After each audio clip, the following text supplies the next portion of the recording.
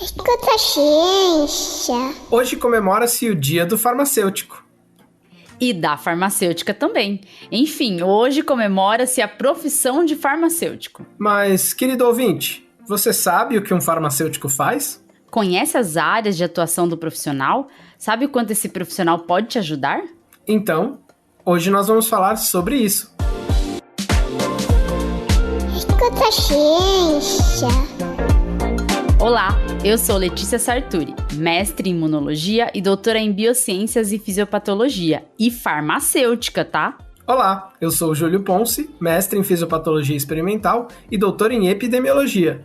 E também sou farmacêutico. E nesse episódio, queremos falar sobre a profissão de farmacêutico e também tirar algumas dúvidas dos nossos ouvintes sobre a área. Bom, então vamos lá, né, Júlio? Esse episódio a gente fez para comemorar esse Dia do Farmacêutico, afinal, um podcast com 2 farmacêuticos não falar nada desse dia e o episódio sai na sexta-feira sempre. E justamente esse ano, o Dia do Farmacêutico caiu numa sexta-feira. Seria muita sacanagem a gente não fazer isso, né? Ignorar a nossa profissão, né? Pois é, todo dia 20 de janeiro se comemora o Dia do Farmacêutico. Essa data foi escolhida porque foi nesse dia que teve a fundação da Associação Brasileira de Farmacêuticos, em 20 de janeiro de 1916, que era, na época, a instituição que representava toda a categoria. Olha só, que legal. A gente tem muita luta em cima também da profissão, porque a profissão diariamente enfrenta aí alguns embates por questão de, às vezes, outras profissões quererem também abarcar áreas que são de exclusividade do farmacêutico.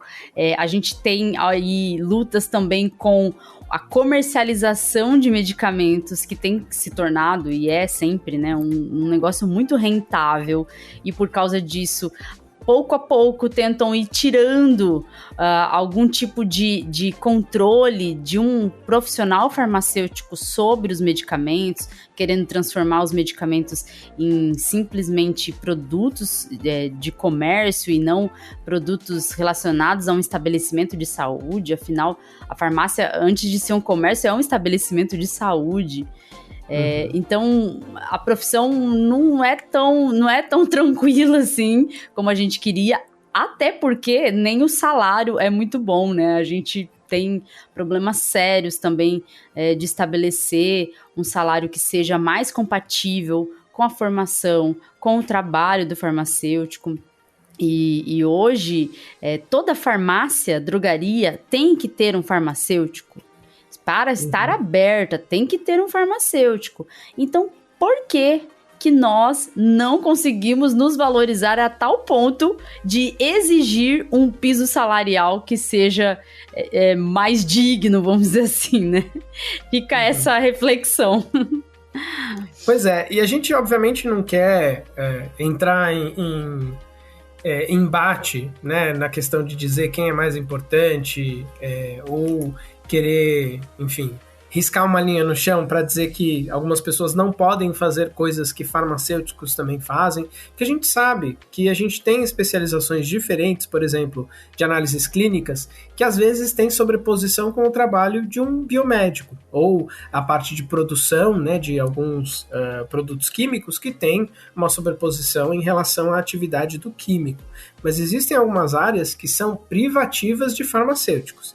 Então, todo estabelecimento em que tem o comércio ou a dispensação de drogas, medicamentos e insumos farmacêuticos é privativo do profissional farmacêutico. Então, a gente, obviamente, quer reconhecer aqui a importância das outras carreiras, mas também entender que quando se trata dessa parte de dispensação, justamente pelo farmacêutico ser um profissional de saúde que tem esse conhecimento profundo da interação, né, de produtos químicos, sejam eles medicamentos, alguns suplementos, em relação à atuação no organismo, essa função ela deve ser exercida e deve contar com a presença de um profissional farmacêutico devidamente formado, seguindo as diretrizes para um curso de farmácia existentes no Brasil.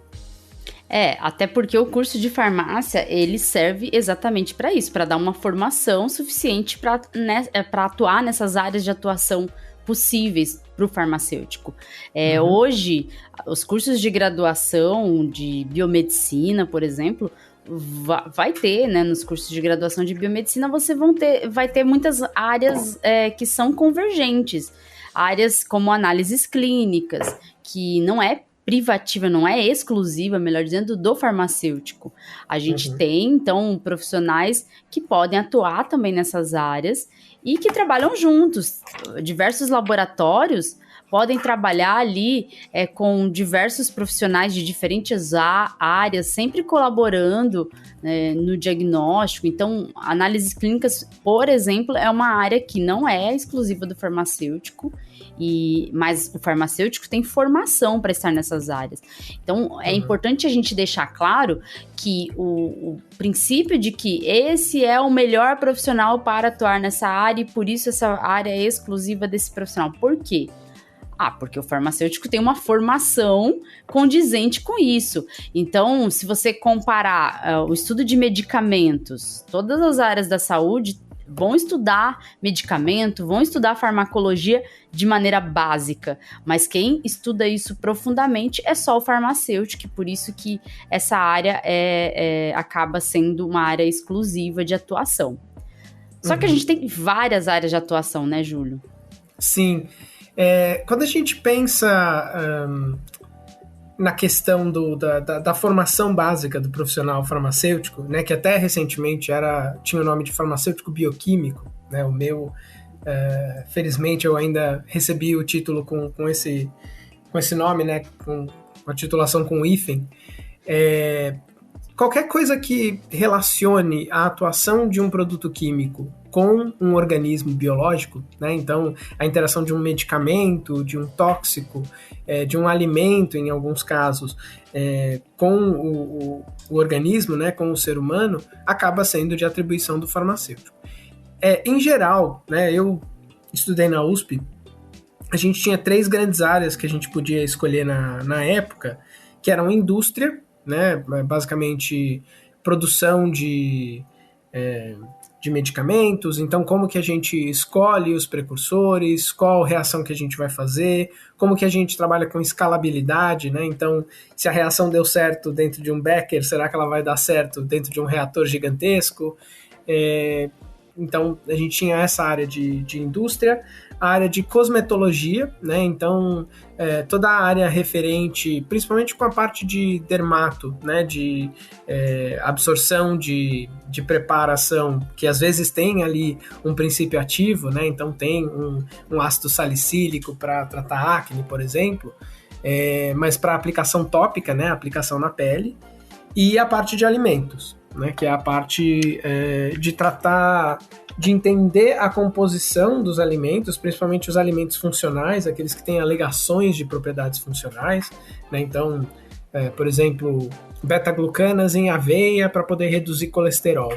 Esse tipo de afirmação, né? Tem muito profissional que trabalha nessa área, que é da área de nutrição, que é de áreas correlatas, mas o farmacêutico também tem atuação nisso. Né? E a quarta, perdão, falei que eram só 3, mas são 4.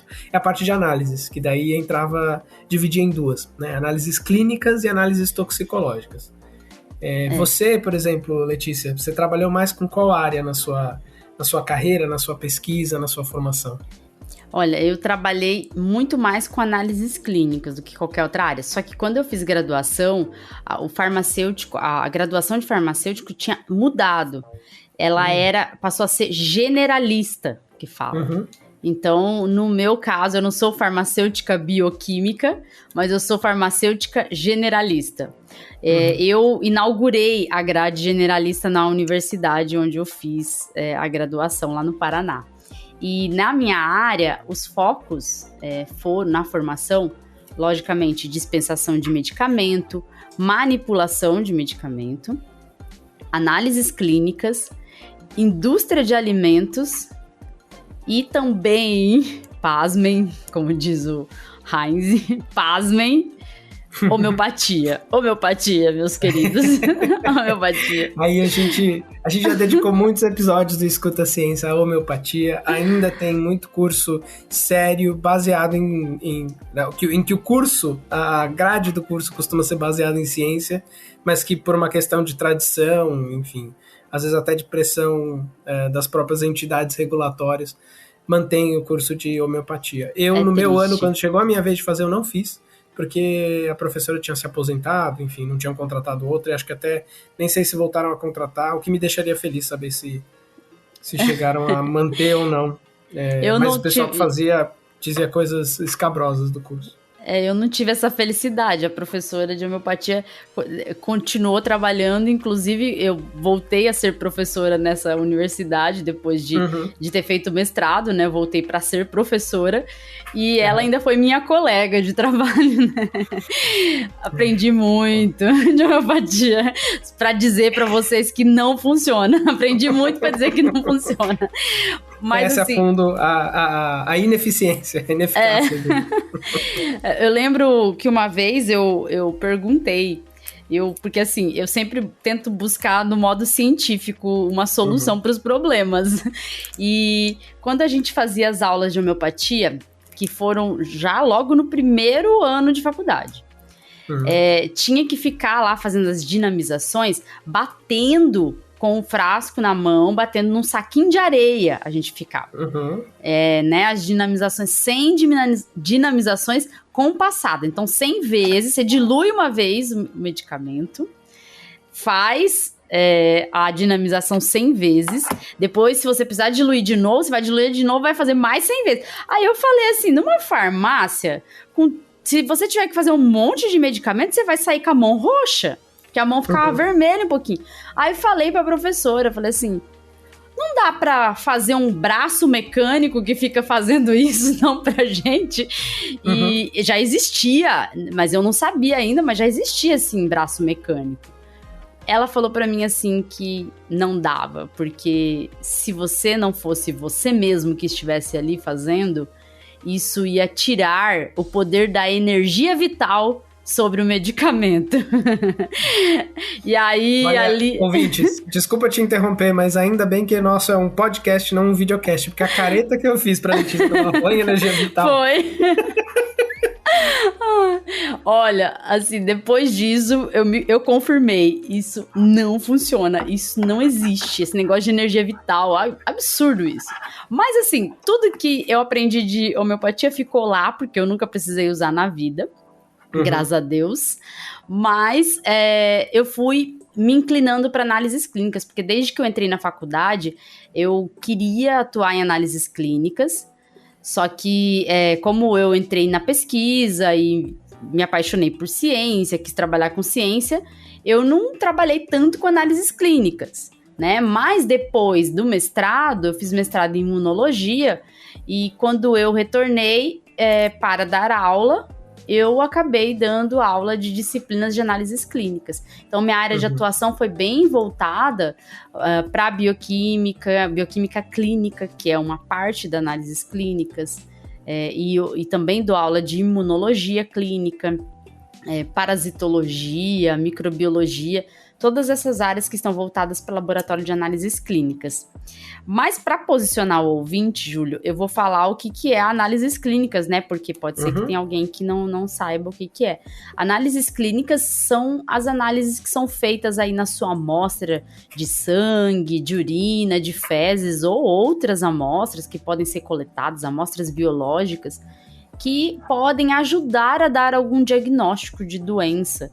Então, quando você vai no laboratório coletar amostra, ou quando você está no hospital e amostras biológicas suas são coletadas, são nas análises clínicas que essas amostras passarão por testes que poderão ajudar o médico a dar um diagnóstico para sua doença, permitindo um melhor tratamento para você, um tratamento precoce, né, que permita a cura ou o alívio da situação clínica que você se encontra.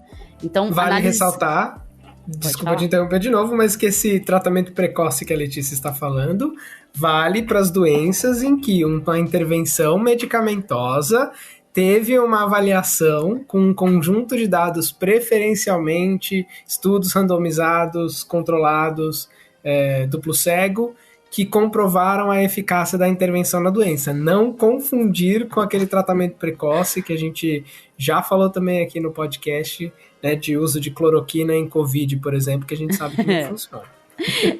Não confunda os tratamentos precoces. Por favor, tratamento precoce existe para algumas doenças, em algumas situações específicas, mas não para Covid-19 com cloroquina. Exato. Então, assim, na análises clínicas, a gente consegue fazer diferentes testes. Na análises clínicas, assim, tem setores específicos que vão analisar as amostras. Depois eu vou falar sobre isso, né? Respondendo uma pergunta, vou falar sobre o que faz, né, com que análises clínicas, como que análises clínicas funciona, né, como que é um laboratório de análises clínicas, mas para deixar claro para vocês que é uma área de atuação muito interessante, que também inclui outras profissões, né, o biomédico, o biólogo também pode atuar nas análises clínicas, então muitas vezes em conjunto com o médico, né, para associar um diagnóstico. Exato. Então hoje se pensa muito mais em equipe multidisciplinar do que se pensava antigamente. Todos os profissionais da saúde têm um papel importante, não só no diagnóstico, como no tratamento das pessoas. Então, por isso que é importante a gente pensar na profissão e nas áreas como uma área que possa também ser trabalhada em equipe, né, Júlio? Uhum. Você tem experiência bastante em toxicologia, né? Já não é muito a minha área, né? Pois toxicologia, muitas vezes as pessoas ficam em dúvida, né, se a toxicologia vai estudar as drogas de abuso, né, aquilo que a gente recolhe, por exemplo, numa apreensão policial, ou se a gente vai analisar o material em matrizes biológicas, né, em sangue, urina. E até existe um certo debate dentro da área em relação a isso, mas geralmente a identificação das substâncias, pura e simples, costuma fazer parte da identificação química. Então, análises instrumentais, química instrumental, essa parte um pouco mais abrangente, né? A toxicologia ela vai se preocupar muito mais com a interação dessas substâncias, e é importante a gente ressaltar aqui que a toxicologia também trabalha com medicamentos, não só com drogas de abuso, né? Então, quando a gente tem uma suspeita de intoxicação por uma overdose de medicamento, avaliação de efeitos adversos, interação medicamentosa, tudo isso acaba caindo dentro do grande guarda-chuva da toxicologia. E o que a gente vai fazer é, utilizando metodologias para identificar marcadores biológicos, para identificar metabólitos, para identificar, às vezes, alterações celulares, alterações até no DNA, avaliar qual foi o caminho que a substância interagindo com o organismo causou algum tipo de dano, né? Então, a nossa função, eu geralmente digo que a toxicologia é a irmã malvada da farmacologia, porque a farmacologia vai avaliar o medicamento fazendo bem, né, curando um sintoma, diminuindo, né, levando aí a resolução de uma doença, enquanto que a toxicologia é no caminho contrário, piorando a saúde do paciente de qualquer forma que ele seja. A gente acaba incluindo as drogas de abuso aí também, porque a gente entra numa questão que a gente chama de toxicologia social, né, que tem aí um certo debate se é um termo adequado ou não vou entrar nessa discussão, mas a ideia é que a gente está fazendo uma avaliação de uma substância utilizada pelas pessoas sem um benefício de saúde, né? E existe uma corrente de discussão de que melhorar o estado de humor, né? Então a pessoa que às vezes usa drogas, né, as drogas psicotrópicas, drogas de abuso, e tem aí uma sensação prazerosa, isso não seria necessariamente, automaticamente uma coisa ruim. Tem um certo debate em relação a isso que acaba transpassando até na questão de descriminalização, de legalização de drogas.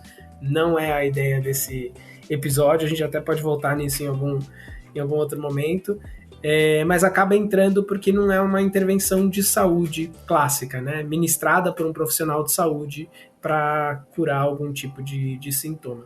E é interessante que eu acho que eu já mencionei em outros episódios, mas eu originalmente, quando comecei a trabalhar com toxicologia, não era farmacêutico, né?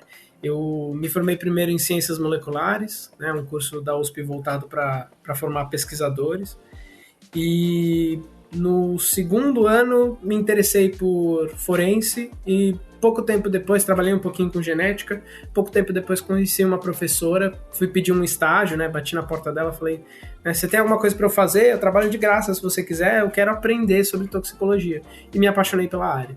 E foi, inclusive, o que me levou a prestar e fazer farmácia, porque eu senti que eu precisava de uma base um pouco maior do funcionamento do corpo humano, que é muito forte nos cursos de farmácia, né? A gente tem, pelo menos na minha grade curricular, 2 semestres de bioquímica, a gente tem fisiologia, patologia, histologia, anatomia, então, assim, é um conhecimento profundo do corpo humano.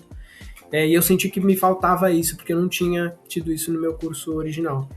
E não me arrependo, acho que tenho, né, hoje em dia um conhecimento no nível que eu gostaria de ter do funcionamento do corpo humano. Trabalhei durante 13 anos como perito, 6 desses anos com toxicologia, né? Então 4 anos com toxicologia no IML, 2 anos e meio com identificação de drogas de abuso apreendidas então, não toxicologia clássica da interação com os organismos, mas mais voltado para a identificação de drogas de abuso.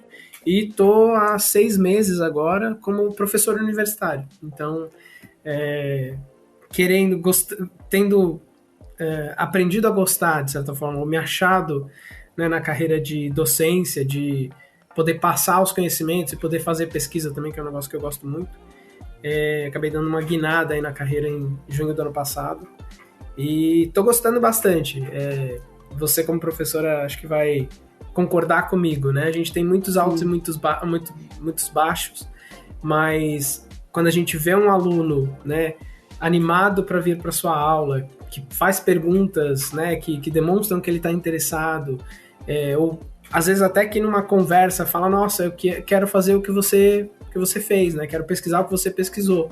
É muito bacana, é muito gratificante. Então, é verdade. Tem todos os perrengues, né, de preparar a prova, corrigir prova, preparar a aula para 20 alunos, aparecer um. Não, o certo do professor era ele trabalhar 6 meses seguidos e folgar outros 6 pra gente conseguir.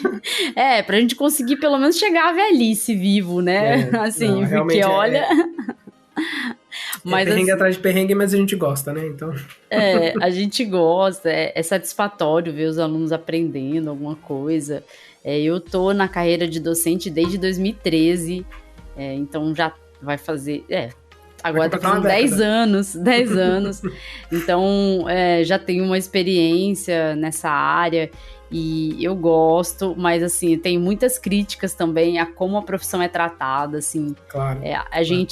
A gente entende o quanto a profissão é importante, mas não é tão valorizada como deveria, assim, sabe? Sim, eu ainda sinto muito isso, né? De todas as profissões de farmacêutico, assim, você precisa de um professor para ter sua formação, e o professor, às vezes, pode ser que ele esteja ganhando menos do que você trabalhando inicialmente recém-formado, e isso é muito triste, porque para ser professor você tem que ter uma formação muito, muito grande, né, mestrado, doutorado, então não é à toa, né.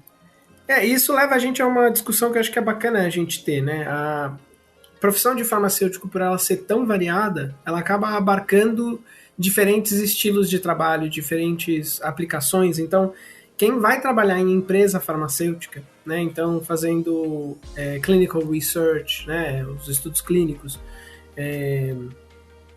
esse tipo de aplicação geralmente tem uma carga de trabalho, um ritmo de trabalho bastante puxado, porque às vezes tem que alinhar com o horário de fora. Então tem colegas meus, por exemplo, que trabalham mais de madrugada do que de dia, mas em compensação, por trabalharem por empresas privadas que têm, né, que trabalham com um montante, um volume de dinheiro muito grande, acabam recebendo bem. Né? Sim. Por outro lado, a gente tem esse problema que a gente já discutiu, por exemplo, a luta pelo piso farmacêutico, que a gente sabe que muitas vezes o profissional que está, né, por exemplo, num balcão de farmácia, que acho que é o farmacêutico que as pessoas têm mais contato, ele tá lá, né? As pessoas às vezes não percebem isso, mas ele não tá lá para pegar a caixinha Exato. Na ele não é um vendedor. Ele não é um vendedor. Não tá lá para recarregar celular, apesar de eu já ter feito isso em estágio de farmácia bastante. Ele tá lá para ser para ter um profissional de saúde para te orientar em relação a como consumir o medicamento. E é importante aqui a gente entender como que isso se comunica com a questão do médico. O farmacêutico, ele não vai receitar uma coisa diferente do médico, ele não vai contrariar o que o médico está passando, a não ser, obviamente, que ele note algum erro de interpretação na receita, porque está com aquela letra que é difícil de ler ou qualquer coisa assim, mas, em geral, a função do farmacêutico não é intervir nisso. Mas por exemplo, olha, você está tomando que medicamento? Tô tomando, sei lá, um medicamento que é muito lipofílico, né? Então que tem preferência por gordura. Será que não é melhor comer junto com uma comida em que você tem uma absorção, né, de lipídios, porque você vai ter a digestão e tudo mais? Às vezes você tem um medicamento que pode, de alguma forma, agredir a mucosa do estômago. Sim. Então, será que é bacana eu tomar esse medicamento, né, de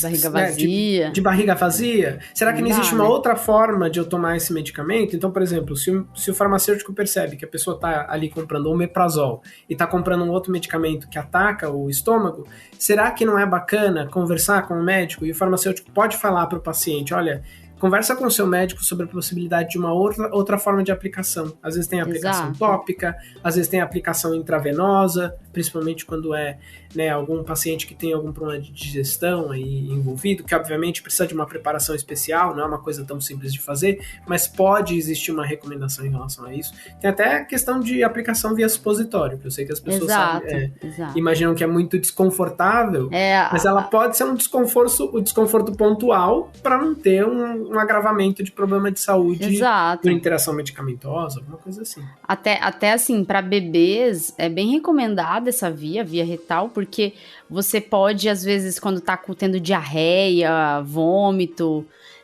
você pode ter uma via de administração que seja possível fazer em casa, né? Não seja uma via com algum tipo de injetável, né? Então... e tem todo o risco de deglutição, né? Que a gente sabe que pode ter um problema de engasgar, alguma coisa assim. Sim. E aí é que entra a beleza da farmácia. A gente cuida desse tipo de intervenção desde a produção, desde o desenvolvimento, na verdade, desde a descoberta desse medicamento, até a produção, a forma de apresentação, a dosagem, a segurança, né? Que daí entra um pouco a toxicologia, até a dispensação final. Né? Então, desde o laboratório até chegar na sua casa para você pegar aquela pílula na mão e tomar sem nem saber o trabalho que tem por trás. Sim, passa sempre por mãos de farmacêuticos e farmacêuticas. Assim, são num total, segundo o Conselho Federal de Farmácia, são um total de 135 áreas diferentes que o farmacêutico pode atuar. Só que assim, tem uma malandragem aqui, que eu já vou falar. Tem homeopatia na lista? Não, então tem homeopatia na lista. E assim, tem análises clínicas, só que aí depois tem bioquímica clínica, hematologia clínica. Isso tudo tá dentro das análises clínicas, né? Sim. Então não são áreas específicas, diferentes, né? Assim, homeopatia tá aqui na lista. E tem também... Sim. Antroposofia. E assim, eu não vou nem comentar sobre isso, porque tá no site do Conselho Federal de Farmácia. Então são as áreas possíveis de atuação, embora a gente saiba que muitas dessas áreas não deveriam ser consideradas áreas científicas, né? A gente já comentou sobre isso. E a pesquisa científica, né, Júlio, é uma que a gente tem experiência, uma área que a gente tem experiência. Eu, desde o início, terminei a graduação, já fui para pesquisa e comecei a trabalhar com métodos diferentes, técnicas diversas que eu nem tinha tido nenhum conhecimento na faculdade. Então, é normal, você que é estudante, está escutando o episódio, é normal, depois de formado, você não ter noção do que você vai trabalhar. te pedirem para fazer um negócio e você não ter visto isso na faculdade, você ficar desesperado, é normal. Mas você tem um conhecimento básico. Então, a faculdade serve para você ter o conhecimento que, vamos dizer assim, que te dá a base para você conseguir aprofundar seu conhecimento por conta própria. Então, eu quando eu entrei no mestrado, vieram me perguntar se eu sabia fazer citometria de fluxo. Eu nunca tinha nem ouvido esse termo, citometria de fluxo, quando eu entrei no mestrado. Eu falei, sei fazer sim. Aí, o que eu fiz? Eu fui prestando atenção, né, no período ali que eu tava antes de fazer, fui lá prestando atenção nos colegas que faziam, acompanhando, e aí aprendi a fazer a técnica e fiz. Então, é isso. A vida profissional da gente é meio complicada. Na pesquisa científica, a gente tem que saber, às vezes, um monte de técnica que a gente não sabe. A gente vai aprendendo conforme a necessidade. Seu experimento teve lá alguns resultados, você acha importante fazer uma técnica que você leu lá num artigo, achou interessante, você vai tentar fazer um protocolo, adaptar um protocolo, procurar para o seu projeto e tentar fazer aquilo, porque você já tem o conhecimento básico que a graduação te deu. O farmacêutico, ele é um profissional que tem uma área de atuação forte na pesquisa científica, porque o conhecimento, as disciplinas que estão presentes na graduação dão dão uma base muito boa, um background muito bom para o farmacêutico poder atuar na ciência, né, Júlio? E por isso que eu acho muito bacana você ter mencionado isso, porque às vezes as pessoas pensam, né, mas como é que eu começo com pesquisa, né, se eu quiser, ou como é que eu começo com uma área, né? Vamos pensar, no terceiro ano eu descobri que eu quero porque quero trabalhar em indústria farmacêutica, eu quero porque quero trabalhar em pesquisa científica, eu quero, né, terminar o curso com vistas de fazer um mestrado, um doutorado. A melhor saída, e acho que isso vale, né, para os nossos ouvintes que são das áreas correlatas, então química, biomedicina, enfim, biologia, procurar estágio. Então eu acho que é muito importante a gente desenvolver aqueles soft skills, né? Eu vou parecer meio coach agora, mas aquele negócio de ter perseverança, de ter um pouco de coragem, um pouco de cara de pau, se a gente quiser chamar assim, de mandar um e-mail. Você leu um trabalho bacana, né? Li um artigo legal, li um trabalho, né, científico que eu achei bacana, geralmente tem lá o contato do autor. Manda um e-mail, se apresenta, fala, olha, eu sou estudante, quando eu era diretor, né, no núcleo de entorpecentes lá na Polícia de São Paulo, eu recebia muito e-mail assim. E daí já tinha uma resposta mais ou menos preparada, porque era uma coisa que acontecia de vez em quando, e falava, ó, você já teve essas matérias básicas? Já. Olha, a gente tem um programa de estágio, que não era a gente que escolhia, era feito por uma empresa externa, mas era em convênio com o governo do estado.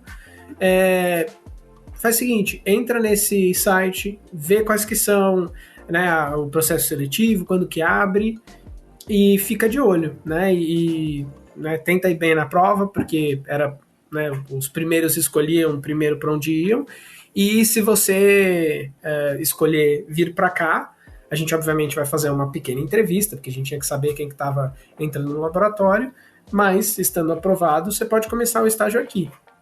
E teve muito estagiário que começou a fazer estágio, gostou tanto que vai prestar o concurso quando abrir. Tem outros que gostaram muito do estágio, mas eu não sei se, eu acho que eu não gosto muito dessa coisa de rotina, eu queria fazer pesquisa. Estão indo fazer pesquisa nessa área de perícia, nessa área de toxicologia. E já aconteceu comigo, de eu ir fazer um estágio e descobri que não era a minha área. Fui fazer estágio em genética, não deu match. E acabei mudando para toxicologia. Então, aproveitem enquanto vocês têm a possibilidade de fazer isso. Óbvio, se o estágio for remunerado é sempre melhor, porque a gente sabe, né, que tem o custo de chegar até o estágio, não é todo mundo que tem a condição de meio que bancar um estágio por conta própria. E nem todo estágio, nem todo lugar tem o estágio não remunerado, né, que muitas vezes é o estágio obrigatório. Mas se puderem fazer, com certeza façam. E de novo, a dica é ser cara de pau. Manda um e-mail, vai atrás. Às vezes é até mandar um e-mail. Eu achei o cara que trabalha com toxicologia. pô, mas eu queria trabalhar com genética. Manda e-mail pro cara da toxicologia e fala, por acaso, você sabe com quem que eu tenho que falar para trabalhar com genética? Muitas vezes a gente já se viu em situação assim, né, de ter que pedir recomendação, orientação.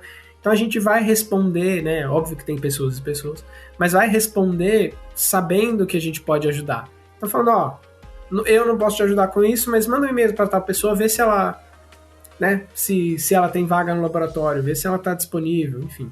Sim, então, acho que a ideia para começar em qualquer área é começar com estágio. Então, eu acho exatamente assim, eu penso exatamente assim. Eu consegui, por exemplo, chegar no laboratório onde eu cheguei para fazer o mestrado, porque eu mandei um e-mail na cara de pau mesmo, falei, olha, eu queria trabalhar, gosto disso, queria trabalhar com você, falei pro orientador, e cheguei lá e deu certo, entendeu? Mas assim, nem sempre você vai conseguir um sim, mas... O não, você já tem. Então, você tem que tentar dentro das possibilidades que você tem. Para você poder seguir firme na carreira, ter algum tipo de experiência que vai te ajudar no início, né, de uma graduação. E antes da gente responder as perguntas dos ouvintes, eu só vou falar aqui algumas áreas que também são de farmacêutico, né? Porque senão a gente vai falar, nossa, só falou da de vocês. Ok, né? A gente tem outras áreas, né? Eu falei alimentos, a gente já comentou sobre alimentos, mas temos também assuntos regulatórios, por exemplo, Anvisa, né? Anvisa e assuntos regulatórios em indústria farmacêutica. Toda essa parte de registro de medicamento, de alimentos que precisam de registro, suplementos, isso tudo também é área do farmacêutico. Na Anvisa, você pode trabalhar na Anvisa, por exemplo, fazendo curso de farmácia. Olha só que chique, né? E aprovar lá as vacinas. Salvo engano, é Gustavo Mendes. Isso. Que foi aquele que apareceu bastante durante as aprovações de vacina da Covid. É farmacêutico. Isso, é farmacêutico. Pela USP de Ribeirão, se eu não me engano. Olha aí. Você pode atuar também na parte de bancos, né? Banco de sangue, banco de leite humano, banco de sêmen, banco de órgãos e tecidos, de maneira geral, você pode ter essa atuação.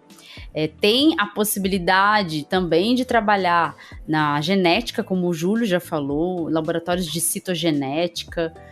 Você pode atuar fazendo exame de DNA, né? Que é o famoso que todo mundo conhece, então também pode atuar. Desde perícia até programa do Ratinho. Até programa do Ratinho, né? Pode atuar também com controle de qualidade de alimentos, controle de qualidade no tratamento de água, por exemplo. Isso também é uma área de farmacêutico. Pode atuar, além disso tudo, atuar na farmácia clínica, né, que é dentro de hospital. Então, você pode atuar com a farmácia clínica dentro da diluição de medicamentos que vão para tratamento de pessoas que estão em internação, por exemplo. É uma área que tem muita busca também, muita gente gosta de trabalhar com essa área. Eu não tive muita afinidade, embora eu tenha até feito estágio nessa área, não tive muita afinidade com farmácia clínica, não. Esse ambiente hospitalar parece para mim muito, muito pesado, sei lá. Pesado, eu senti a mesma coisa. Eu gostei muito da professora, a disciplina foi excelente, mas eu vi que a responsabilidade de ter o bem-estar de alguém nas minhas mãos, de certa forma, em emergência, eu não gostava muito. E até foi um dos motivos pelos quais eu gostava muito de toxicologia dentro da polícia, né? Porque muitas vezes existia um senso de urgência, mas era auxiliar a família a descobrir o que havia acontecido, mas sem que a vida da pessoa estivesse nas minhas mãos. Né? Exato, é bem complicado. Não dessa forma tão direta quanto a farmácia clínica. Sim. Você pode atuar também na gestão ambiental, gestão de qualidade em, por exemplo, indústria farmacêutica. Isso é bem importante. Controle de saúde poluentes, pública. Controle de poluentes. Em saúde pública também é importante. A gente pode atuar também, por exemplo, em cargos nomeados para gestão de vigilância em saúde, vigilância epidemiológica, e também tem concurso público também para esse tipo de cargo. A gente pode atuar, além disso tudo, em indústria de cosméticos, né? Então, indústria de cosméticos também é uma área que é possível farmacêutico atuar, mas também indústria de saneantes. Então, não é só de cosmético, não é só de alimentos, não é só de medicamentos. Existe também a possibilidade de trabalhar com nutrição, mas nutrição enteral e parenteral, que isso inclui, às vezes, na indústria que prepara esses suplementos, essa alimentação, mas também dentro de ambiente hospitalar, né? E existe a possibilidade da pesquisa clínica, que abarca também a pesquisa científica, a gente pode dizer, né? Na parte aqui também consta no Conselho Federal de Farmácia, a tecnologia de fermentação. Olha aí, você pode atuar, então, em indústria de cerveja também. A gente já recebeu o Luiz Bento aqui para falar da ciência da cerveja. Um farmacêutico também poderia atuar nessa área. Então, são diversas áreas. O total aí e tem estética também, gente. Estética. Estética também, o farmacêutico está na estética.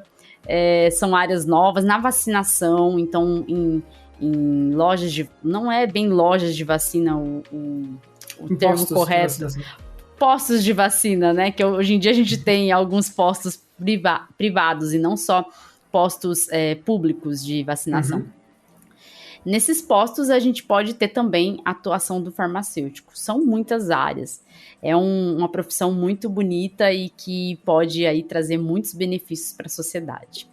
Agora, Júlio, exatamente agorinha, nós vamos começar a sessão Cartinha do Ouvinte. Oba! Joga todas pra cima. Vamos jogar tudo pra cima. No Twitter e Instagram, mas escolhe a primeira, vamos lá. Vamos lá, vou pegar aqui uma. Essa vem do Bruno, que é médico. Ele colocou assim: onde farmacêutico aprende a ler receita médica? A gente tenta a todo custo deixar ilegível, mas vocês sempre dão um jeito, pô. Olha que isso é um problema. Assim, eu na faculdade, quando fiz estágio e tinha que ir na dispensação, estágio obrigatório, né? E pegava umas receitas, assim, que não dava pra ler nada. Sinceramente, eu xingava. Desculpa, Bruno, mas eu xingava. Xingava muito no Twitter, né? Não tinha Twitter naquela época ainda. Mas assim, tem até uma história que uma menina no estágio era dipirona que estava escrito na receita e ela achou que estava escrito digoxina. E foi lá e pegou digoxina e entregou pro paciente digoxina. E digoxina tem uma faixa terapêutica muito estreita, ouvinte. Digoxina, a dose que é tóxica é muito próxima da dose terapêutica. Então, é um risco muito grande você trocar a digoxina por dipirona. Por isso, médicos, escrevam de maneira legível, ou digitem, né? Melhor, né? Sim. Faça a prescrição digitada. A gente tem uma disciplina, interessante que o Bruno trouxe essa pergunta, porque a gente tem uma disciplina para cuidar dessa parte de entre, né, receber a receita e chegar para o paciente, que chama atenção farmacêutica. E eu lembro que teve uma aula que a gente teve, né, que olhar as receitas, e eram exemplos escabrosos de receita mal escrita, mas o importante, que eu acho que salva muitas vezes, né, talvez não no caso da aluna que fez isso, mas justamente talvez por ser aluna ainda, é que a gente também tem conhecimento dos medicamentos. A gente sabe para qual recomendação que é o medicamento, qual que é a posologia. Então, se escreverem, por exemplo, sei lá, vamos chutar papaverina e paracetamol. Paracetamol, 750mg, faz sentido. Papaverina não faz. Né? E a gente sabe, a gente muitas vezes conversa com o paciente ou conversa com quem está ali dando aquele atendimento geral para o paciente, né? Em caso de farmácia clínica, pode ter acesso a um resumo da anamnese do paciente para saber, olha, se o paciente está vindo com algo escrito, eu estou em dúvida entre duas, mas uma delas faz sentido com a hipótese diagnóstica, bom, eu acho que é essa. Mesmo assim, muitas vezes é de praxe ligar para o médico, né, tentar contato para confirmar, porque o mais importante é o paciente ter tanto a substância quanto a posologia correta. Tendo dito isso, a gente ainda, né, o treinamento que a gente tem, apesar da gente saber que nem sempre se faz, vai além disso. A hora que a gente dispensa o medicamento, é dizer, quando que tem que tomar, olha, tem que tomar de tanto em tantas horas, né, é uma pílula, é 1,5, olha, é bom levar um cortador de pílula, porque, né, fazer 1,5 no olho vai dar errado, enfim, todo esse tipo de recomendação, né, que a gente aprende em atenção farmacêutica, e até existem, por exemplo, formas de a gente auxiliar o paciente, por exemplo, pacientes analfabetos, né, então uma coisa que eu lembro que a professora mostrou quando era medicamento para tomar de noite, eram 2 pílulas de noite. A farmacêutica, quando dispensou, colou na caixinha o desenho de uma lua e colou 2 pílulazinhas, né, para a pessoa entender que eram 2. E, obviamente, aumenta a adesão ao tratamento, sim, aumenta a eficácia do tratamento. Então, a gente tem essas estratégias, mas como a Letícia bem falou, se puderem tornar o trabalho do farmacêutico mais fácil, né, para não ter que perder tempo decifrando, ligando para o médico, até porque isso pode impactar no paciente, né? A gente até brincava que muitas vezes o paciente, ele é impaciente, ele não quer ficar esperando 15 minutos para você dar o medicamento porque você não conseguiu ler a receita.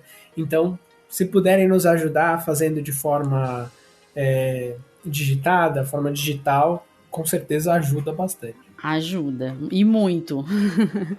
Bom, agora tem aqui a pergunta da Rosângela, que é uma pergunta mais profissional mesmo, sobre ingresso na carreira, né? Como conseguir a primeira oportunidade de emprego em análises clínicas? Tô desistindo do LinkedIn, ela escreveu. E realmente, LinkedIn é bem complicado, viu, gente? Eu tenho todas as críticas do mundo ao LinkedIn, eu não consegui até hoje enxergar no LinkedIn um real ambiente para você ter oportunidade. Eu acho que ele fica ali no campo da ficção, assim, sabe? Para oportunidades. E até eu tive uma experiência recente de que me comprovou que o LinkedIn, os sistemas associados ao LinkedIn fazem uma triagem burra mesmo, dos currículos. E eu não sei o que é que exclui, né? Por exemplo, eu cheguei a submeter, eu fiz esse teste, submeti para uma vaga para professor universitário de fisiopatologia, que não exigia nem o doutorado, só o mestrado, mas exigia experiência na área. Eu tenho 10 anos de experiência na área, dando aula de fisiopatologia, da disciplina fisiopatologia. Meu doutorado, ainda por cima, é em fisiopatologia. E eu não fui nem selecionada para ir para uma entrevista. Então, como, né? O que exclui? O LinkedIn é um problema. Mas, sim, assim, a dica que eu daria para a Rosângela, especialmente em análises clínicas, é essa questão de estágio, que é importante, né, Júlio? Assim, eu entendo que ela já se formou, provavelmente, porque ela não está conseguindo a profissão, né? Eu acredito que seja isso, não sei se ela é uma estudante que quer um estágio em análises clínicas ou se quer uma posição mesmo como farmacêutica. Mas, Rosângela, assim, a dica é de você tentar também, às vezes, fazer contatos dentro desse mundo de análises clínicas, pesquisar colegas que possam estar já dentro de área e que possam te informar de vagas e te ajudar nesse processo seletivo, porque realmente eu acredito que o mundo corporativo funcione muito mais pelos contatos do que por qualquer coisa. E, lógico, destacar no seu currículo o que você tem de experiência nessa área que você deseja seguir. Eu acho que isso vale para qualquer área, né, Júlio? Eu acho que eu concordo contigo em algumas críticas com o LinkedIn, apesar de que o meu emprego atual eu encontrei por lá. Mas eu acho que foi porque eu fui atrás. Então eu vi a vaga por lá e me inscrevi por fora, né? Não foi pelo sistema do LinkedIn. Então existe mesmo um problema aí com relação à plataforma. Mas eu acho que uma boa dica para qualquer área que você queira trabalhar.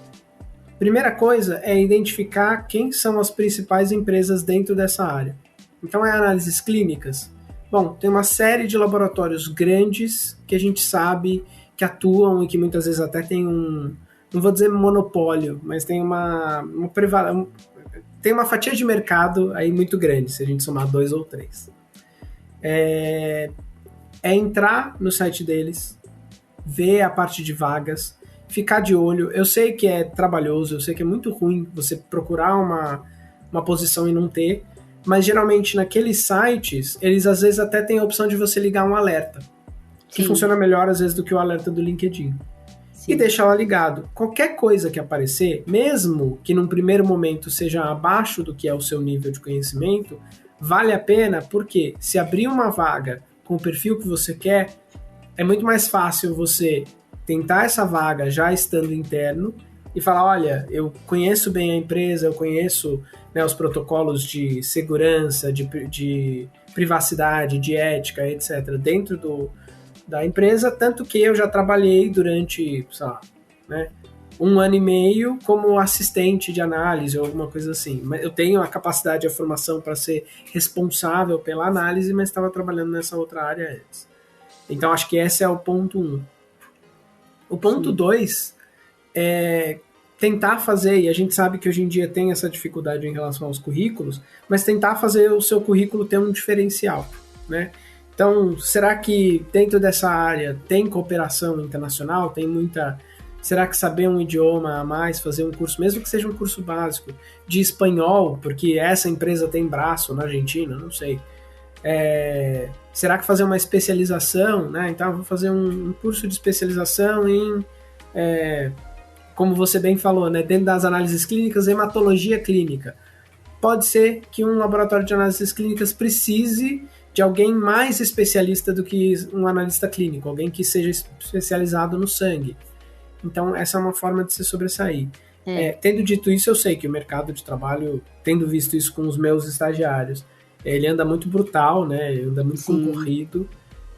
Então, essas dicas não são garantias de sucesso, mas eu acho que são uma saída para tentar encontrar alguma coisa que se encaixe.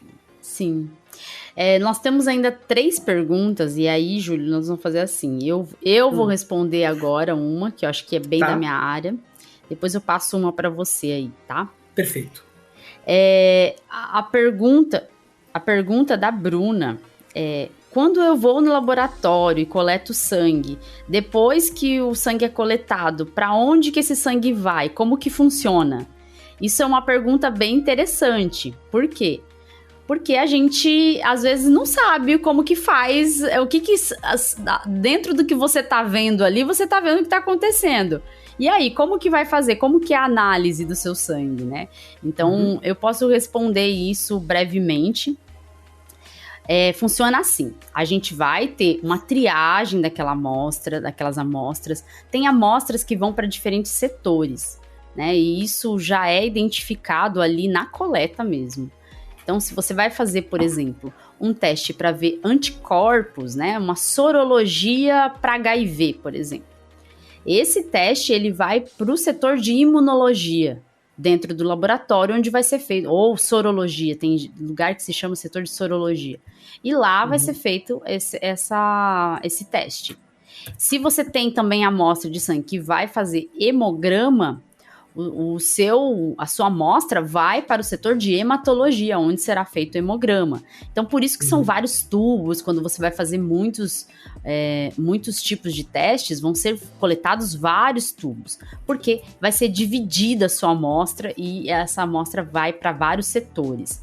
Então, primeiro é feita uma triagem. Então, nessa triagem também se inclui a separação da amostra. Então, por exemplo, quando vai para a sorologia, essa amostra tem que separar a parte líquida do sangue, o soro, do restante das células. E por isso, isso é feito antes dessa preparação da amostra. E o sangue total, por exemplo, que vai para a hematologia, como eu dei de exemplo, para fazer um hemograma, esse sangue não precisa de separação, porque é usado já um anticoagulante ali dentro, para o sangue não coagular e ficar como um sangue total mesmo para ser usado para fazer um hemograma. Então depende muito que tipos de exame que você vai fazer, como que ali se você tem um monte de exame, se seu médico pediu um monte de exame, com certeza você vai coletar muitos tubinhos para esses tubos dividirem-se entre vários setores dentro das análises clínicas para esses exames, esses testes serem realizados. Então funciona desse jeito, a partir dali é triagem, separação das amostras e o destino para cada setor de acordo com os exames que você vai fazer. Agora, Júlio, tem uma pergunta aqui. Eu fechei aqui, peraí. Tem a pergunta do Fábio Leandro. Como saber se o que estou ingerindo é realmente remédio e não é enganação? Essa é uma pergunta que já me fizeram, porque as pessoas têm muita preocupação com relação à falsificação de medicamento. Existem alguns marcadores de segurança, principalmente na embalagem externa de medicamentos, né? Então a caixinha de papelão e não o blister, não o frasquinho que tem dentro, para garantir, de certa forma, para indicar a qualidade de um medicamento, né? Então, muitas vezes vai ter, por exemplo, né, raspe uma chave aqui, porque é uma impressão especial que tem, né, uma forma de você verificar que não foi uma cópia mal feita. Tendo dito isso, não é muito comum no Brasil, pelo menos, né, no que eu tenho de informação, a falsificação de medicamentos em geral.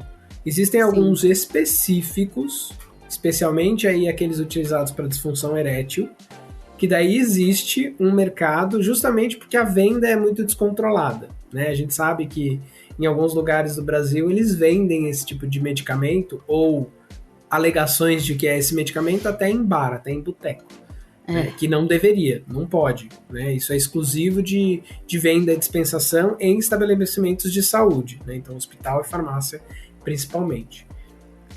Em havendo, né? Então assim, se você perceber que a caixa tá, né, com uma impressão de má qualidade, se você perceber que o blister, né, que é aquela embalagem plástica com uma folha metalizada atrás, tá descolando, tá solto, eu recomendo levar isso numa delegacia, porque existe, né, os crimes relacionados à falsificação de medicamentos, que podem inclusive ser investigados pela perícia. A gente tem um laboratório para poder fazer esse tipo de análise.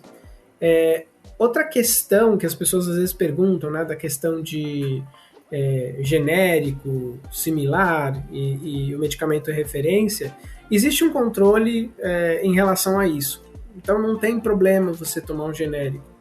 É óbvio, tem pessoas que preferem o medicamento de marca, tem até médicos, farmacêuticos, né, os dispensadores que vão tentar convencer de que o medicamento de marca é melhor, mas existe uma regulamentação em relação a isso, para que os medicamentos ditos genéricos tenham os mesmos, né, as mesmas alegações de eficácia do que os medicamentos de referência.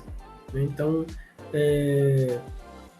assim, de colegas que trabalharam em empresas farmacêuticas, eles, por vontade própria e conhecimento interno, às vezes me recomendam, né, falar, olha, na nossa empresa eu conheço, a gente é bem, bem sério, compra do meu.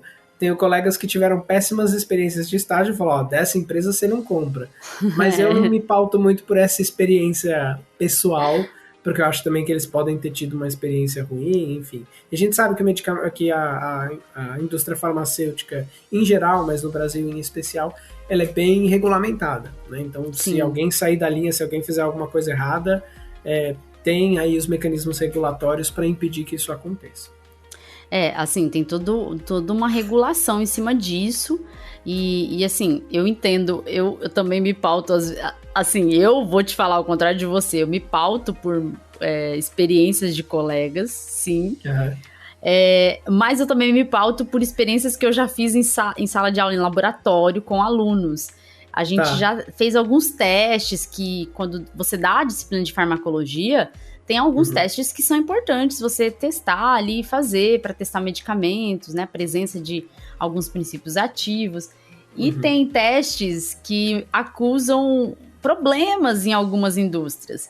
E eu, dando aula de farmacologia aí, acho que eu já dei aula por uns 2 anos, em todas as turmas diferentes que eu atuei, em vários campi da universidade, encontramos as mesmas indústrias repetindo os mesmos problemas, de diferentes lotes. Então, isso eu não posso falar que é lógico, que eu não quero nenhum processinho chegando na minha casa, mas a gente tem também como se pautar, às vezes, por experiências pequenas. É claro que isso não é dado científico, porque é uma experiência de uma aula prática em sala de aula, uma experiência pequena, mas quando se repete muitas vezes, abre um alerta, acende um alerta muito grande, e abre a brecha para você acreditar que a indústria não tem uma seriedade muito boa no controle de qualidade, por exemplo, né?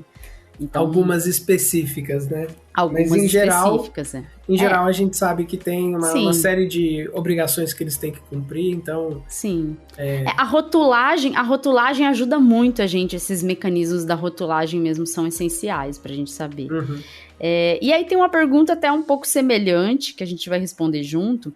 Costumo usar... a Evelise que mandou. Costumo usar alguns suplementos e outros produtos, como própolis, óleo de linhaça e colágeno, alguns dispensados de registros.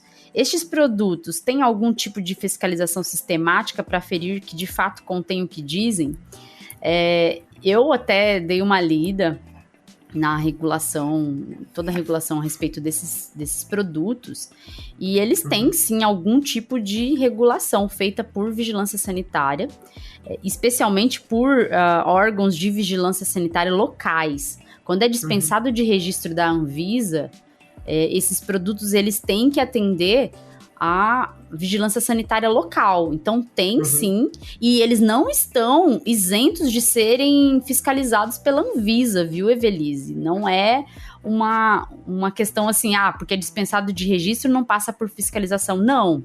Os produtos dispensados de registro até têm que mandar documentos para a Anvisa mesmo assim, mesmo que sejam produtos que não precisam de registro na sua produção.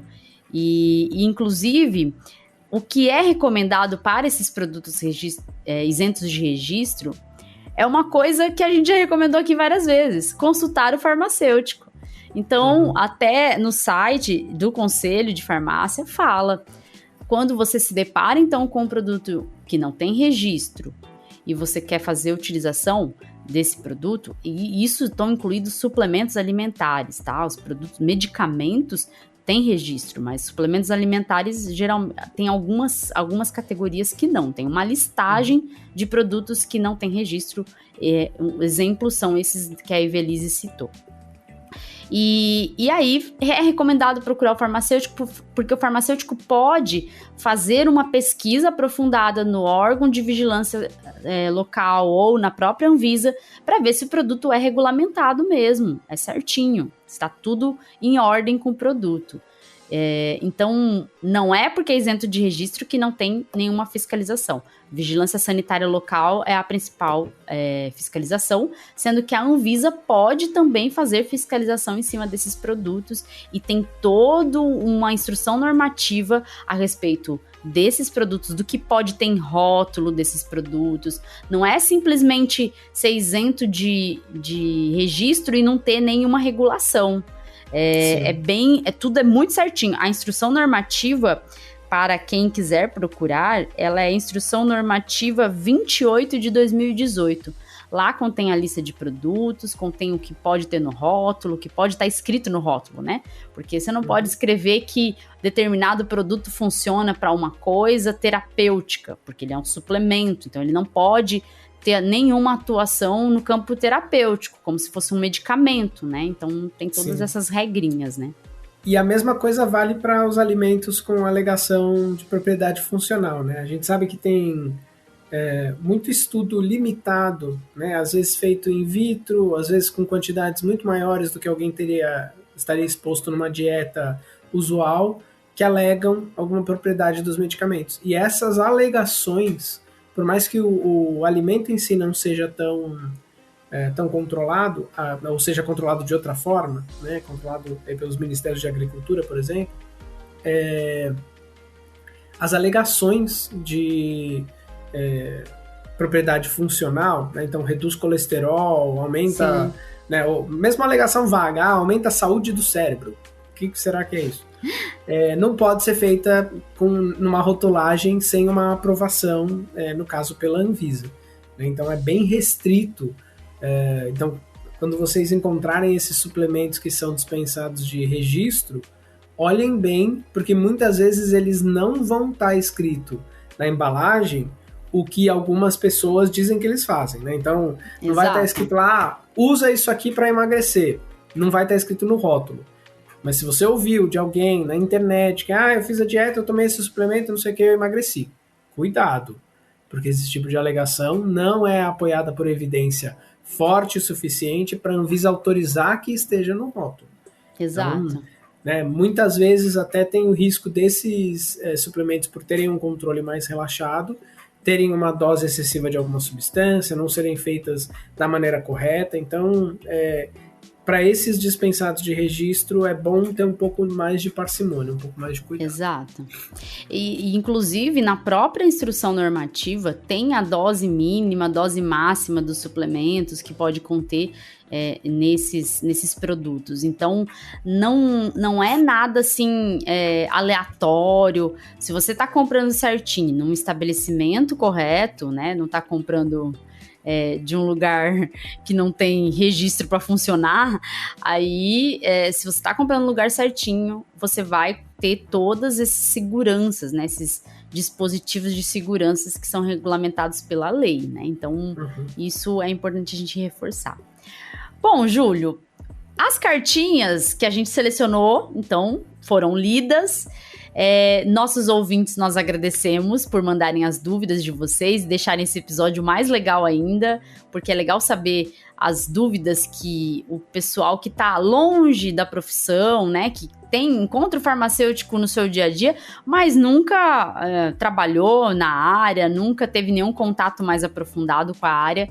É bom saber essas dúvidas e poder responder aqui e ajudar vocês. É isso, Júlio. É isso aí, pessoal. Obrigado por continuarem ouvindo, continuarem apoiando e continuarem compartilhando o Escuta Ciência. Esse foi um episódio especial do Dia do Farmacêutico. Então, se você está ouvindo na sexta-feira, dia 20 de janeiro, e passar por algum amigo farmacêutico, ou se visitar a drogaria, ou se estiver no hospital e for pegar algum tipo de receita, aproveita e dá parabéns para aquele profissional que está sempre ali disponível para tirar essas dúvidas de saúde. E agora que vocês conhecem mais qual que é a função do farmacêutico, espero que vocês, principalmente quem está em dúvida sobre a carreira, talvez a gente tenha alguns ouvintes que vão prestar vestibular esse ano, considerem com carinho a carreira de farmacêutico, porque ela abre muitas portas, ela é uma carreira muito diversa, né, e que acho que eu posso dizer também pela Letícia, a gente se orgulha de ser farmacêutico, apesar de todos os perrengues que a gente passa, a gente gosta muito e a gente sabe a importância que o farmacêutico tem na sociedade. A gente sabe a importância e essa importância tem que ser reconhecida diariamente e também em condições de trabalho melhores, salários melhores, porque eu acho que isso também os farmacêuticos querem de presente. Então você que é gestor e deseja dar um presente para o farmacêutico no dia do farmacêutico, dê um aumento no salário, ele vai ficar muito feliz. Isso aí, o meu parabéns eu quero em dinheiro, né? Exato. Bom, a gente vai ficando por aqui então, pessoal. Obrigada por escutarem, por compartilharem o podcast e também pelos nossos apoiadores. Muito obrigada, vocês ajudam o podcast a ficar cada vez maior. Obrigada. Tchau, tchau e até o próximo episódio. Tchau, tchau, pessoal. Escuta ciência.